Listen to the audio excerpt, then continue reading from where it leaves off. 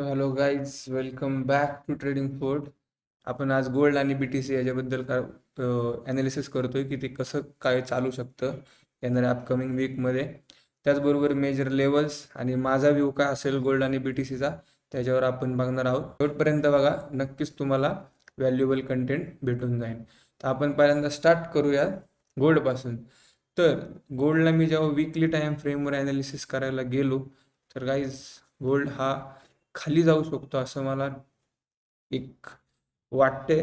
लगेच तर नाही जाणार, पण ही लेवल गोल्डने टॅप करायला पाहिजे असं माझं मत आहे.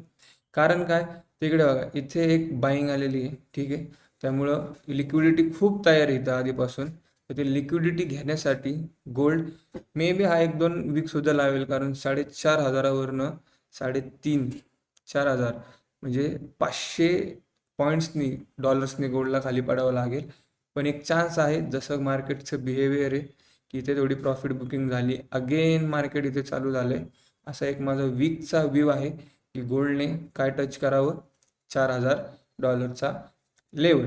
त्यानंतर डेला जसं मी बघितलं की डेला पण जास्त काही बुलिशनेस मार्केटमध्ये दिसत नाही आहे, ठीक आहे. तुम्ही जर बघितलं तर बाईंगच्या बदल्यात सेलिंगच्या कॅन्डल ह्या थोड्या शार्प होत आहेत. सो तो पण एक सिनेरिओ आहे. त्याचबरोबर इथे डेला सुद्धा एक चेंज ऑफ कॅरेक्टर झाले, त्यामुळे ओव्हरऑल माझा व्ह्यू सुद्धा डेला पण बेरिशच आहे. त्यानंतर जर 4 आवरला बघितलं, 4 आवरला ह्या आपल्या इम्पॉर्टंट लेवल आहेत. या 4 आवरच्या इथे मार्केट एक थोडं अपसाईड येऊन परत खाली जायचे चान्सेस आहेत. 1 आवरला बघूयात. अगेन मार्केट एक सपोर्टवर आहे, परत मार्केट खाली येते. इथे अजून खूप सारे लिक्विडिटी आहे, इथे एक ट्रेंड लाईनसुद्धा होती. त्यामुळे मी म्हणतोय की जास्त करून सेलिंगला चान्स आहे. इथे एक ट्रॅप झाला आहे, सो परत एकदा इथे ॲक्च्युअल सेलिंग येऊ शकते. आता उद्या मार्केट ओपन झाल्या काय होईल ते आपण बघूया. तर सगळ्यात पहिल्यांदा इथे एक मार्केट बाईंग लेवलला आहे, सो एक शॉर्ट बाईंग दिसेल इथे.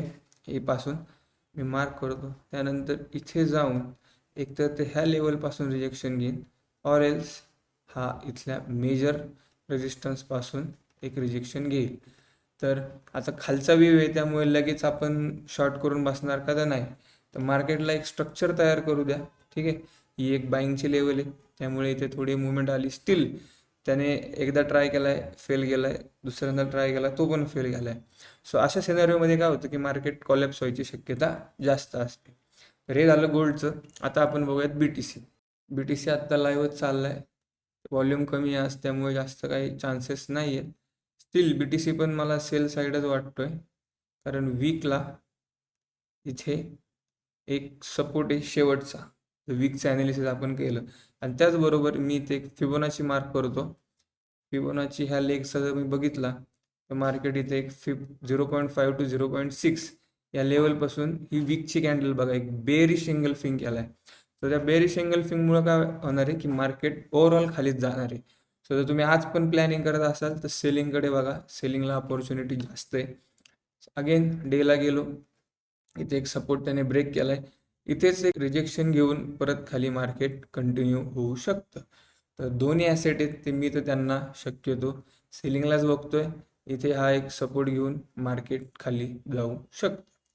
तर अशाच ॲनालिसिससाठी फॉलो करा ट्रेडिंग फोर्टला.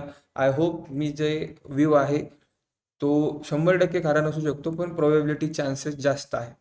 सो त्या लेवलचा फायदा घ्या. आपण ट्रेडसुद्धा देतो टेलिग्रामला, तिथेही तुम्ही बघू शकता. आजही ह्या वीकमध्ये आम्ही 16 ट्रेड दिले होते, त्यातले 6चे TP हिट झाले, 4 SL आणि 6 हे रिस्क फ्री झालेले आहेत आणि 1 ब्रेक इव्हन झालेला आहे. सो आपला ओव्हरऑल ह्याच वीकच्या बायसवर आपण ट्रेड घेतो, त्यामुळे पुढे जाऊन ते आपल्याला बेनिफिट देतात. तर तिथेही तुम्ही कनेक्ट व्हा आमच्याशी आणि ते ट्रेड पण तुम्ही विथ लॉजिक समजून घ्या, ठीक आहे.